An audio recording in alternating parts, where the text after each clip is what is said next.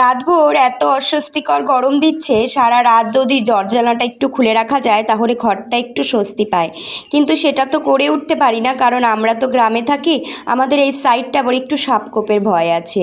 এদিকে কালকে সন্ধ্যাবেলায় এত গরম লাগছে, ওই শাড়ি জামা কাপড় পরেই না স্নান করে ফেলেছিলাম, সেগুলোই ভিজা রয়েছে, বাইরে মেলে দিয়ে আগের দিন রাত্রেবেলা বরমশাই বলল ভাত করো, ভাতে জল দিয়ে থো, সকালবেলায় জলা ভাতটাই খাবো। তার সাথে করেছিলাম ডালের বড়া, দারুণ লাগে কিন্তু এই গরমে। মা ওইদিকে শাকগুলো কেটে কুটে দিল, আর এইদিকে এনেছিল ল্যাঠা মাছ, সেগুলো আমি একটু কাটতে বসেছি। এদিকে সব গুছিয়ে গাছিয়ে চলে আসলাম রান্নার জোগাড় করতে।